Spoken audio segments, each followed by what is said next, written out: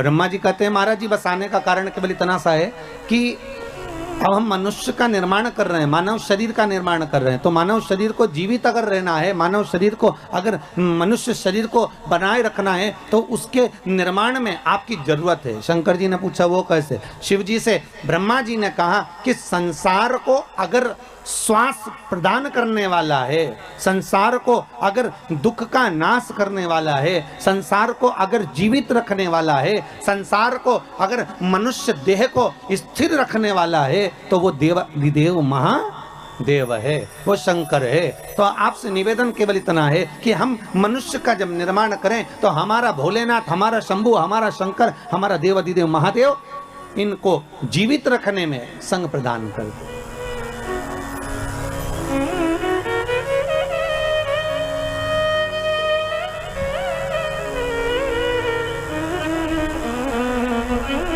इनको जीवित रखना है। अगर मनुष्य को जीवन दान दिया है तो ब्रह्मा जी कहते हैं कि शंकर आप ही दे सकते हो। फिर वही वाली बात आ गई महाराज जी, बहुत ध्यान से सुनना।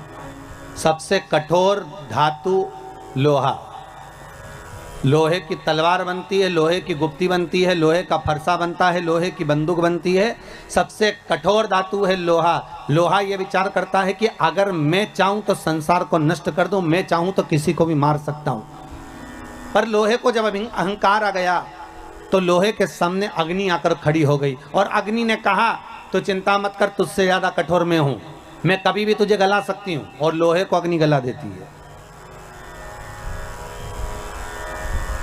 फिर एक दिन अग्नि को भी अहंकार आ गया और अग्नि ने विचार करा कि मैं इतनी प्रबल हूं कि सब जगह पर आग लगा सकती हूं, सबको नष्ट कर सकती हूं। तो वहीं आकर पानी खड़ा हो गया। पानी ने कहा घबरा मती, तुझसे ज्यादा कठोर मैं हूं। एक लोटा पानी डाला ना, ठंडा कर दिया।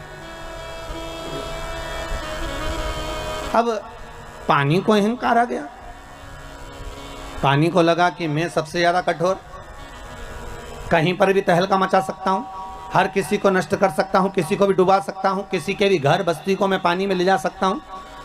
तो पानी के भीतर अहंकार था, वहीं पर आकर मनुष्य खड़ा हो गया। मनुष्य ने कहा चिंता मत कर, एक लोटा पानी भरा, वहीं खड़े खड़े डकार गया। ले अब देखिए, लोहे से ज्यादा कठोर अग्नि, अग्नि से ज्यादा कठोर पानी, पानी से ज्यादा कठोर मनुष्य। और मनुष्य ने विचार करा कि मैं सर्वस्व हूं, मेरे बराबर कोई नहीं हो सकता। अहंकार में जब मानव डूब गया तो मनुष्य को बीमारी निगल गई। बीमारी ऐसी लग गई, बीमारी ने कहा तुझसे ज्यादा कठोर मैं तुझे पूरा निगल सकती हूँ। एक बीमारी मनुष्य के शरीर में लगती है और वह अच्छे अच्छे सूरमा को भी निगल जाती है।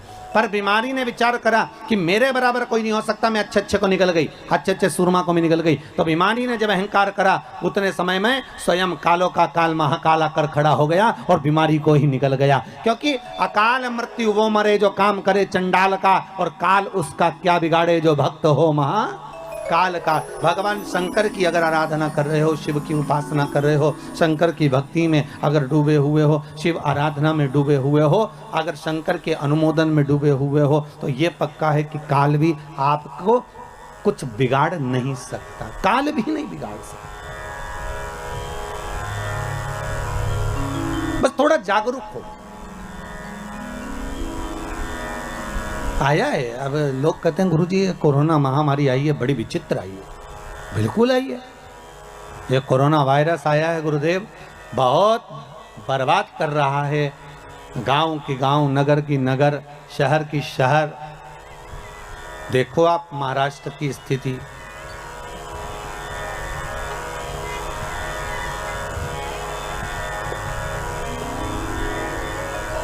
मध्य प्रदेश क्या, यूपी क्या, हरियाणा क्या, पंजाब क्या, बंगाल क्या, असम क्या, गुजरात क्या, स्थिति देखिए कितनी विचित्र। इतनी कोरोना कथा श्रवण करा दो, शंकर की कथा। देवऋषि नारद ने मना कर दिया था कि मैं शिव महापुराण की कथा नहीं सुना सकता, क्योंकि मुझे श्राप लगा है, मैं एक जगह बैठ नहीं सकता। कथा मेरा मित्र सुनाएगा, तुम रुका।